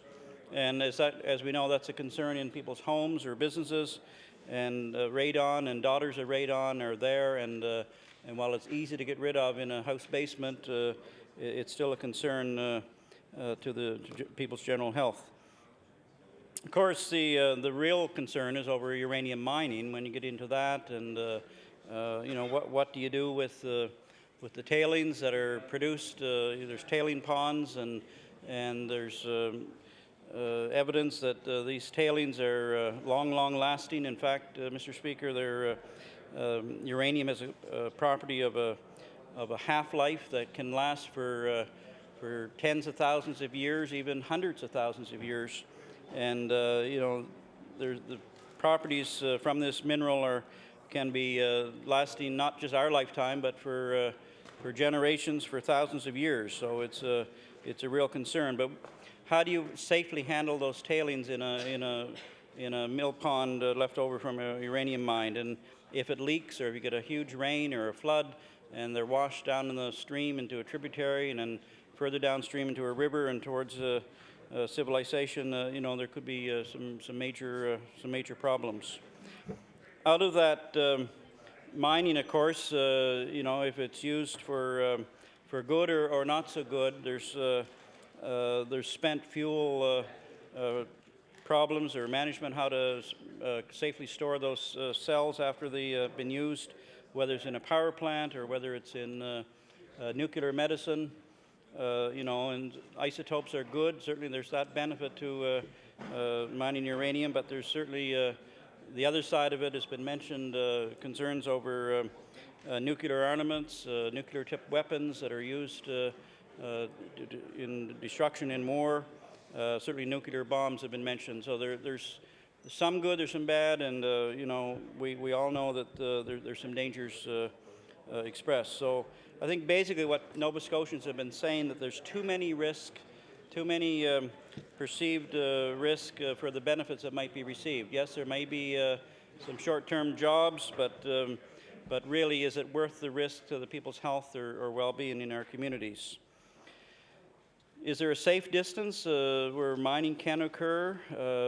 Again, that's a debatable issue, but here in Nova Scotia, you can hardly travel anywhere without coming across communities and homes and properties. Unlike northern Saskatchewan, that is isolated territory where uranium is mined, our settlement patterns here have, over the decades and over the last 2 or 3 centuries, have had people living in almost every area of Nova Scotia. And really, we're much closer to any activity that would be underway as compared to the very remote areas of northern Saskatchewan or Northwest Territories. So those are some of the reasons, Mr. Chair, that I feel that we need a permanent ban on uranium mining, because there's dangers to people's health and well-being, and there's no safe place in the province that wouldn't be very close to uranium mining. It's not just the NDP, of course, that's saying this. There's lots of people throughout Nova Scotia who are calling for a permanent ban. Earlier this year, Chester Municipal Council passed a resolution that they would like to see the provincial government have a permanent ban on uranium mining. I believe my colleague attended a meeting, my colleague from Halifax Fairview attended a meeting there in Chester, and after that the council of the day was calling or passed a resolution that would ban uranium mining on a permanent basis, and they're asking the province to enshrine that in legislation. There's a medical specialist, a retired emergency room doctor that I'll quote from here, Dr. David Maxwell. These are his comments on uranium mining. He said that uranium and waste products from its mining damages chromosomes, causes miscarriages, birth defects, cancers, fertility problems, and damages kidneys. Uranium mining would create only a few jobs that would last a little more than a decade, he says. And finally, it does not justify poisoning our environment for the next 10,000 years. I mean, it's utterly ridiculous, unquote. So there's a medical specialist that's weighing in with his thoughts on that issue. We've had letters, we've had emails. I know one of my constituents, Catherine Hughes, had indicated that she sent me an email that representing a number of people in Pictou County that were adamantly opposed to uranium mining. The Citizens Against or Citizens Action to Protect the Environment, CAPE, they've written, I think, every member of this legislature. They're from Hants County, indicating strong support for the moratorium and would certainly like to see it on a more permanent basis. A councillor from the town of Wolfville has indicated his support for a more permanent ban on uranium mining. Voluntary planning, it was mentioned, we'll be looking at this issue very shortly. So I think, Mr. Speaker, I just want to reiterate the NDP is firmly opposed to uranium mining. And I think this bill is good legislation. It's the right thing to do. It's what Nova Scotians want. I hope that we can pass Bill 58. Thank you very much. Thank you. The chair now recognizes the Honourable, the official Opposition House Leader. Thank you, Mr. Speaker. Could you please call Bill 136, the Energy Resources Conservation Act? Bill 136. The chair recognizes the honourable member from Halifax-Bucknell. Mr. Speaker, thank you very much. Our discussion this afternoon will be on second reading for Bill 136. This is an act to promote greater energy efficiency in Nova Scotia. This is a bill I introduced, in fact, more accurately reintroduced, having introduced it in a previous session. I brought it back. I'm happy to explain what it covers. This is a particularly good day to be discussing Bill 136 because this is the day on which the government made its first annual report on the Environmental Goals and Sustainable Prosperity Act, which this legislature passed, I should say, unanimously a year ago. That's the statute in which the government set for itself certain targets with respect to environmental sustainability. Now, we had lots of doubts about that, but I think we are very much in favor of reorienting the province towards environmental sustainability. That seems to me fundamental to what it is that we all ought to be contemplating. And this Bill 136 is put forward in that spirit. It's put forward in the spirit of making a variety of suggestions to the government, particularly to conserve Nova Scotia, although any other department that is appropriate in terms of implementation is, of course, welcome to take them up. The idea is to point out that there are a number of ways in which we can transform the way we live our lives in Nova Scotia onto a sustainability agenda. I've worked in environmental issues for more than 35 years, and one of the things that I have learned during that time is that the barriers to change are not generally the absence of knowledge about better ways to live our lives. The barriers to change tend more to be in the category of adherence to the status quo. And that's the problem, adherence to the status quo. There's no shortage of good ideas out there. I'm far from saying that all technological or engineering or medical questions have been answered. Everyone knows that we learn more about these matters all the time. But at the same time, society is well equipped with solid information about better ways in which we could live our lives, ways in which we could readjust ourselves onto a sustainability agenda. And this bill is an attempt to put out for public debate a number of items that the government could easily take up. And let me review with the honourable members what we have chosen to put forward only as samples in this legislation. So one of the first proposals is that the government make available interest-free loans for energy efficiency retrofitting of both private homes and certain eligible small businesses. So first, it's money for retrofitting of buildings that already exist. Second is a proposal that would nullify pre-existing restrictive covenants on property that serve to prohibit property owners from erecting clotheslines on their property. Many people are surprised to find that such things actually exist and are perhaps contemplated by developers of new subdivisions, but they certainly do exist, and they do exist in Nova Scotia. So the idea would be to set these aside, and I'll say more about those in a moment. Another part of the bill is to require the owners and operators of retail gasoline stations to provide, at no charge, air so that people can inflate their tires to an appropriate level of pressure. That's something that's designed to promote efficiency in the use of a motor vehicle, and well recognized by anyone who has dealings with motor vehicles that this is a useful thing to do. Another aspect of the bill is to prevent construction of buildings so as to obstruct the light that would otherwise go to run solar panels on existing buildings. Now, this is something modeled on law that prevails in California. They've had what's called a solar access law there for quite a number of years.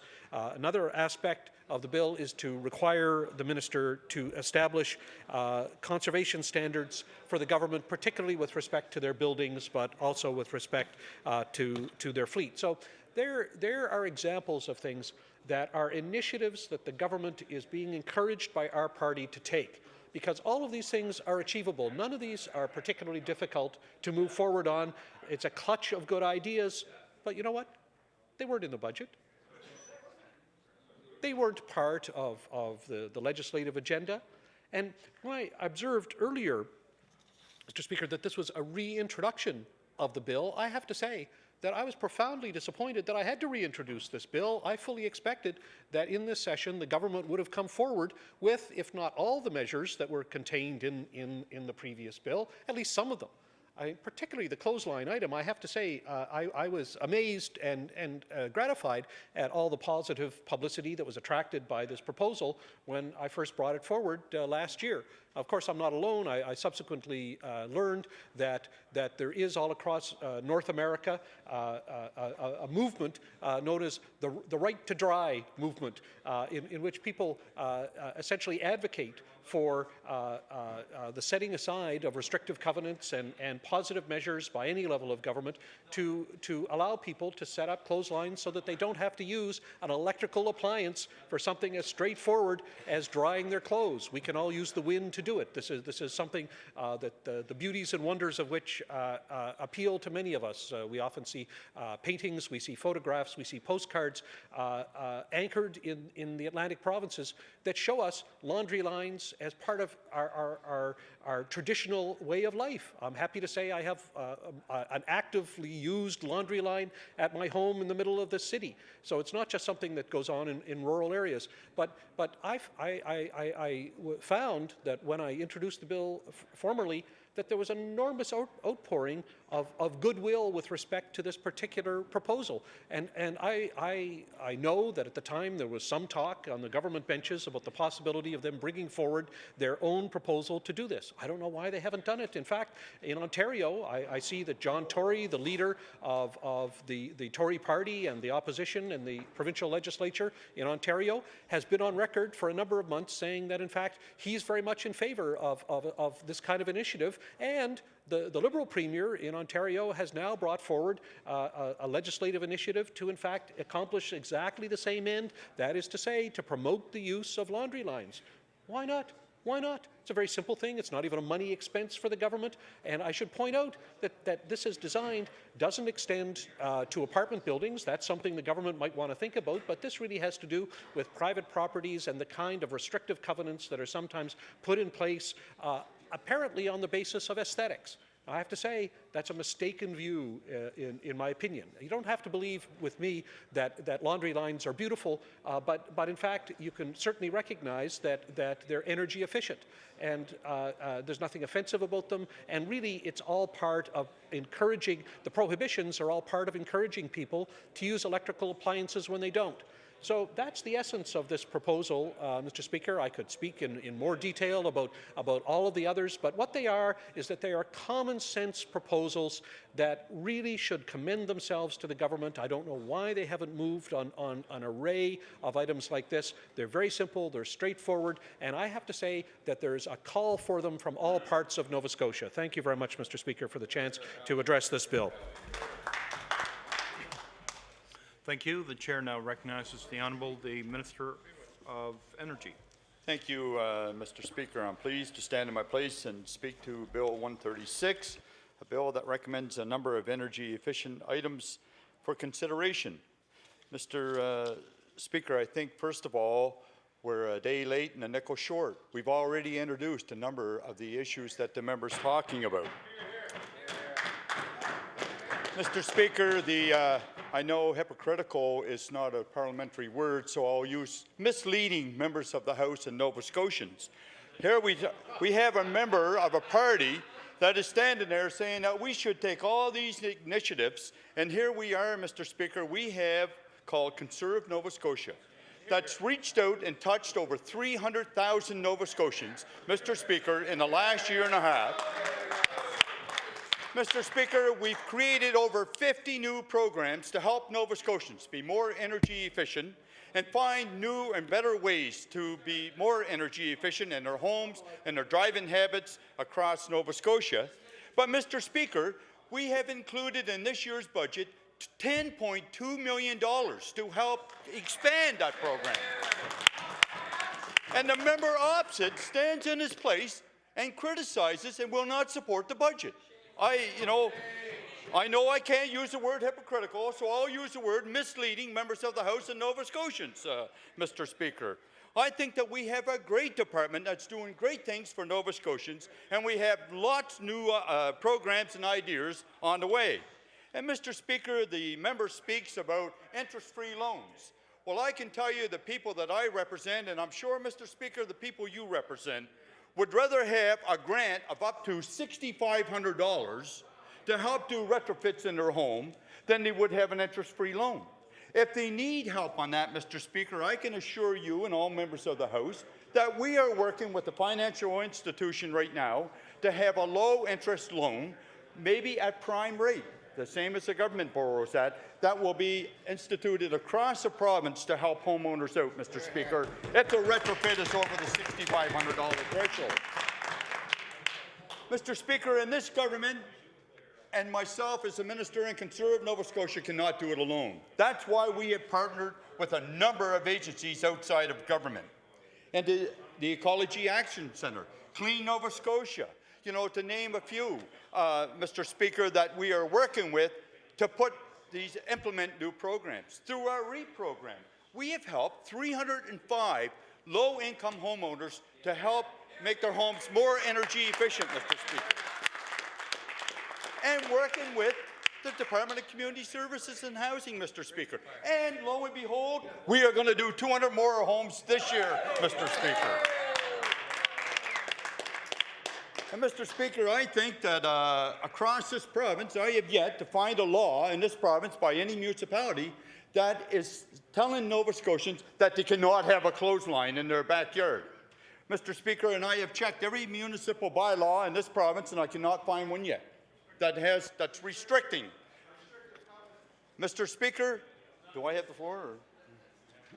And, Mr. Speaker, what I am saying is we want to work with Nova Scotians. We want to clean up our greenhouse gases in this province. But, Mr. Speaker, when you have people on the other side that's saying we can't meet our targets, everybody in this great assembly of ours has a job to do, Mr. Speaker. The government is leading by all means, but we need help from over there to educate Nova Scotians. And education is a key to success in this province, Mr. Speaker.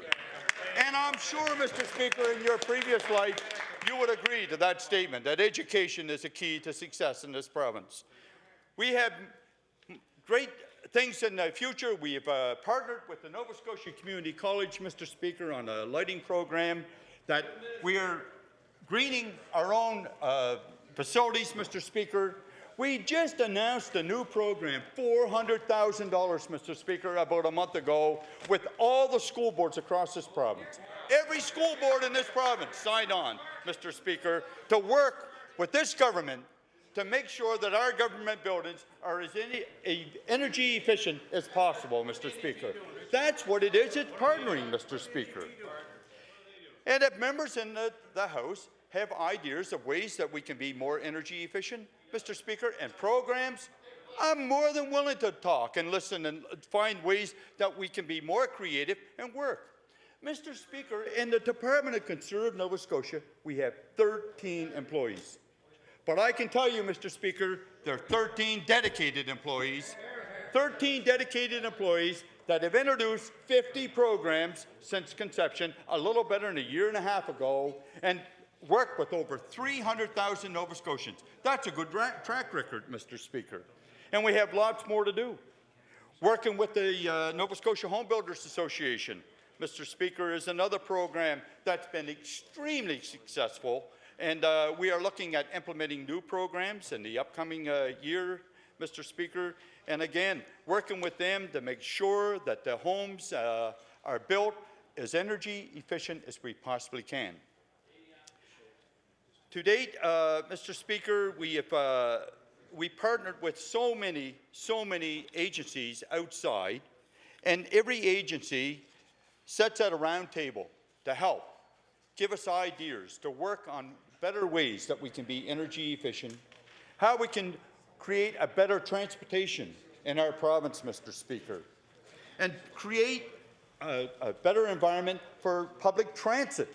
And that's why this government, again, the NDP are saying they're voting against our budget. $3 million for public transit, Mr. Speaker, and the new budget that group is voting against. So, again, I don't quite understand. Misleading Nova Scotians, I don't think, is what we were elected to be here for. We're here to work for the people of Nova Scotia. And we're here to work together, Mr. Speaker. Absolutely, we're a minority government, Mr. Speaker, but we all have to work together to find solutions, and the right solutions for Nova Scotians. And that's what this government intends to do, and working with the opposition and parties, at least there's some on the opposite side that sees the goodness of the budget, and Mr. Speaker, are supporting the budget because they know that it reaches from one end of the province to the other, and all Nova Scotians. Drive Wiser program, Mr. Speaker, we have worked with Nova Scotians, and the program has been very, very successful to date, and we intend to expand that program. Educating driving behavioral practices, and I'm not going to get anywhere near where I wanted to go here, Mr. Speaker, but anyhow. And we're also working with other governments, like there's 6 government departments that have signed on with us to educate their employees to be more energy efficient.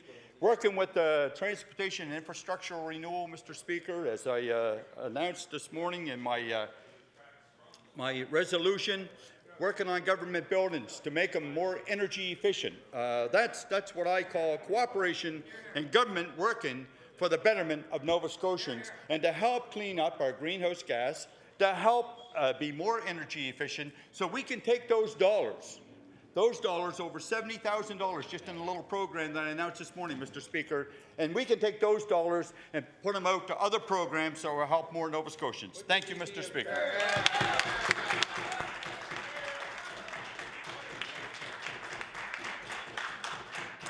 Thank you. The chair now recognizes the honourable member for Kings West. Thank you very much, Mr. Speaker, and pleased to rise today and speak on this bill, bill number 126, 136, Energy Resources Conservation Act, And certainly the concept of this bill is indeed a very good one, and it's one that Nova Scotians welcome. For government to have created a department around energy conservation was indeed a very positive move. I know the department got off to a bit of a slow start with the appointment of Heather Foley-Melvin, who I got to know over the past year or so. But the department has started to get some programs and practical ideas out to the public of Nova Scotia, and that indeed is indeed very positive. What the member from Chebucto brings forward are a number of ideas and practical pieces to implement, which could start us on a stronger track of conserving resources and especially energy. In a province that uses about 90% of non-renewables to create electricity, and some of it going, of course, for the heating of our homes, along with 60% of Nova Scotia homes heated with oil, we know we have an enormous challenge around making our homes more energy efficient. And while there is a program in place, in my riding, a couple of constituents have brought the program to my attention because they implemented many of the suggestions that were made to increase the efficiency of their home. But when a technician came in to measure the improvement, it was surprising to find so little improvement with the work they had done. So I plan to get educated myself on that program around making homes more energy efficient, and what are the best measures that can be taken to increase the rating to 80 and above. Because in our province, and I know in the Annapolis Valley, beautiful Annapolis Valley, which has been settled now for over 250 years, are actually homes that are 200 years old, and many that are 100 years old. And getting them to become energy efficient is indeed an enormous challenge. Retrofitting these homes, in fact, is both costly, but with the rising costs of energy, due to the fact, of course, that we are perhaps reaching peak oil production, we know that getting a liter of home heating fuel less than $1 is most likely a line from the past, and it's only going to be conserving that will make a huge difference. So I'm hoping that government will continue to come forward with substantial programs. One of the ones that has been raised in this House that does cause real problem is for seniors who are receiving income assistance or old age OAS plus a supplement, and with two incomes that are so based, it is impossible to get a major loan or a major grant to refurbish a home because they are above that threshold that's in place by community services. So I think some adjustments there will go indeed a long way. The great fact about Nova Scotia is that geothermal, solar, wind, and in fact in Nova Scotia we have the second best regime in Canada for solar, and it's really an area that I don't think we have taken advantage of to the extent that we have. And I know in the member from Chebucto's bill, he proposes the idea of not having buildings erected that in fact would block out the capture of solar energy. So with wind, we all know again that the province is one of the top 3 places in North America with tidal power.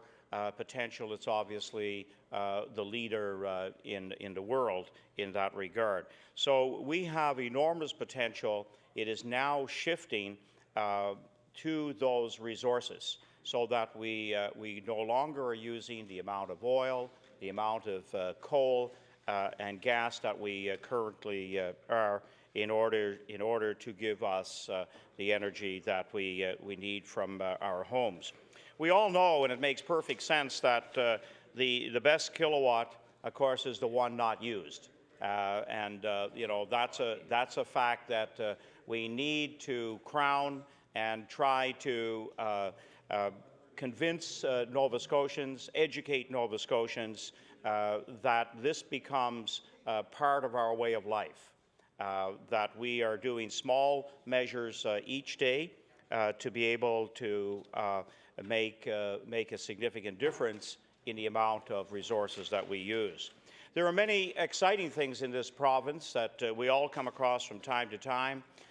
Just in this past week, in meeting with the principal of the Nova Scotia Community College in Middleton, next year they will be offering a technician's course for energy audits on business and small industrial plants where a person trained will be able to go into a building and actually take a look at what are the measures that can be done to do major conservation of energy, which we also know is good for a business bottom line. This is going to be a 2-year program, and this is the kind of exciting thing that I think Nova Scotia can capture to a much greater extent than we currently are.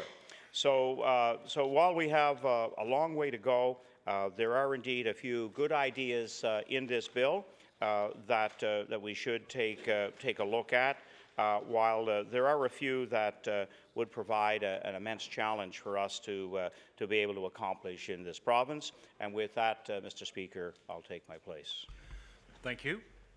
The chair now recognizes the honourable member for Halifax Fairview. Thank you, Mr. Speaker. It's my pleasure as our party's environment critic to rise to speak to this bill, which is entitled An Act to Promote Greater Energy Efficiency in Nova Scotia, which is a goal that all of us support in the House. The question really, Mr. Speaker, is how do we do it? There's only so much money to go around, so it's a matter of getting the priorities, of doing things that will get the most return with respect to energy efficiency for the investment. I don't doubt for a second, Mr. Speaker, that the good people at Conserve Nova Scotia are busily working away and doing something. But the issue is not whether they're doing something, it's whether they're doing the very best things available with the limited resources they have. There's only so much money, there's only so many people in Conserve Nova Scotia. And so what we need from them and from the government, Mr. Speaker, is knowing that they are pursuing those avenues that are going to have the best return for the dollar. And unfortunately, we don't know that because the government's not telling us. They claim that it is true, but they don't tell us. What we need are plans, Mr. Speaker. We need to know what the programs are. We need to know how it all fits together. But of that, there's nothing. The minister said in his remarks that there are lots of new ideas and programs, but then he added that they're on the way. We don't know what they are yet. We don't know when the government's going to deliver them. And if this government didn't have such a track record of this yawning gap between rhetoric and reality on the environment, we might have some faith, Mr. Speaker, that those programs and ideas were really on the verge of being released. But as I pointed out in question period today, Mr. Speaker, this government, this Conservative government, made a commitment in 2001 to meet a certain target for greenhouse gas emissions. Now they'd like people to forget that that target was ever even mentioned. In the document released by the Minister of the Environment today, it's not even mentioned, not referred to anywhere, not in the charts, not in the words, not anywhere. It's as if that commitment had never been made, Mr. Speaker.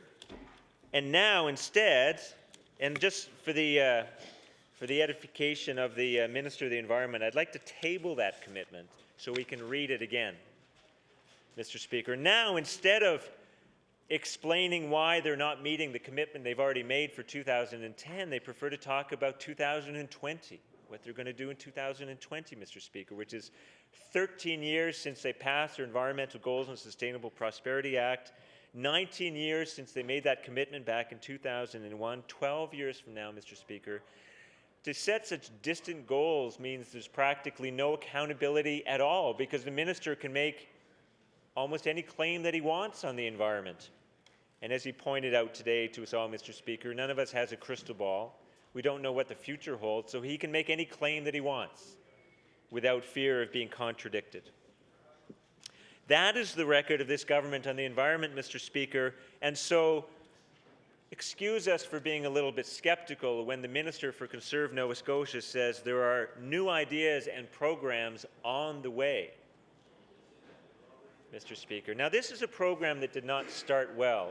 We all remember how Conserve Nova Scotia started, Mr. Speaker, when it had no mandate from this legislature, no strategic plan, no funding, hadn't even been approved in the budget of this legislature, Mr. Speaker. The Premier appointed his outgoing Chief of Staff to be the boss of the new agency, Mr. Speaker, at the same salary. That was the beginning of Conserve Nova Scotia, was to give a job to a former staff member of the Premier. And then after she was in place, it was only then that they started thinking about budgets and plans and programs and ideas. And Mr. Speaker, I would suggest that when one wants to bring the public on board, to get behind the idea of Conserve Nova Scotia, that was probably not the most constructive way to start that particular agency. But, Mr. Speaker, we continue to be the party of good ideas. We continue to be the party of constructive suggestions. We can...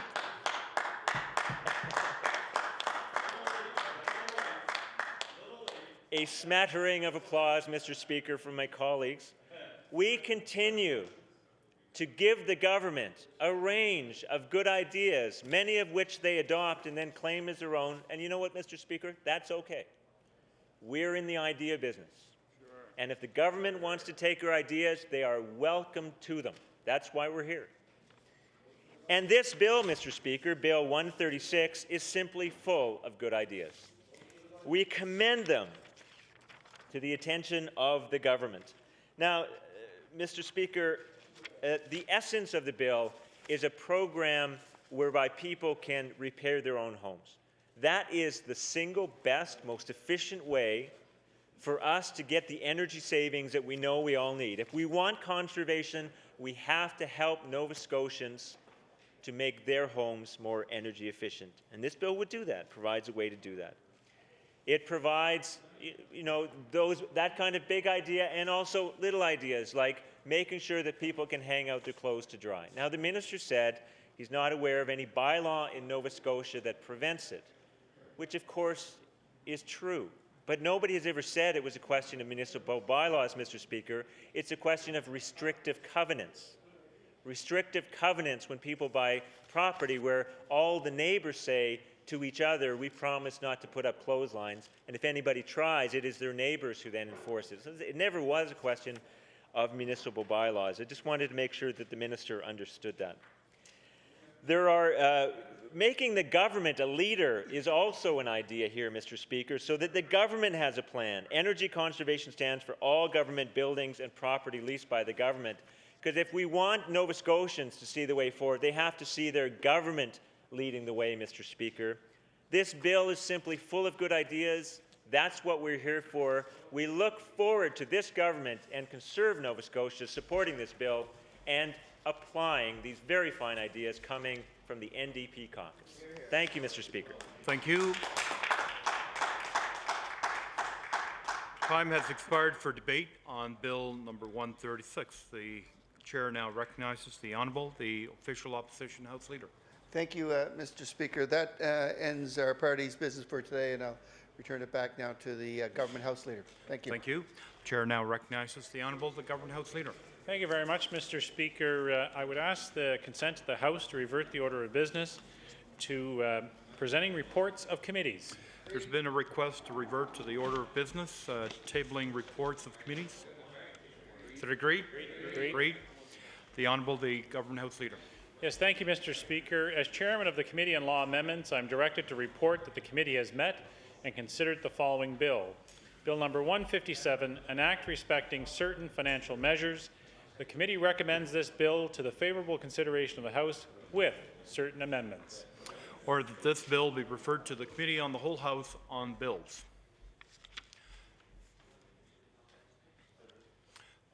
The Honourable the Government House Leader. Yes, thank you very much, Mr. Speaker. I move that you do now leave the chair and the House resolve itself into the Committee of the Whole House on supply unto Her Majesty. Is it agreed? Agreed.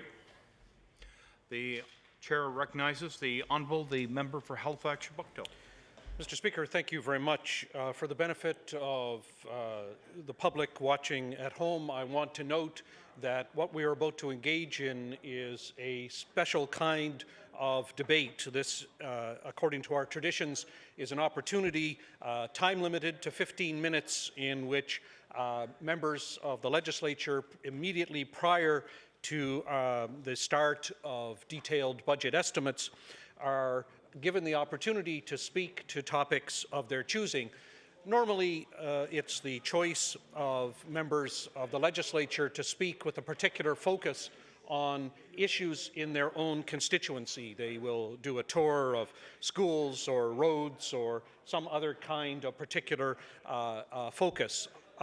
I don't want to use my 15 minutes to do that today. I want to talk in general terms about the Nova Scotia economy. Mr. Speaker, I want to do that particularly because, so far as I can see, we're in for some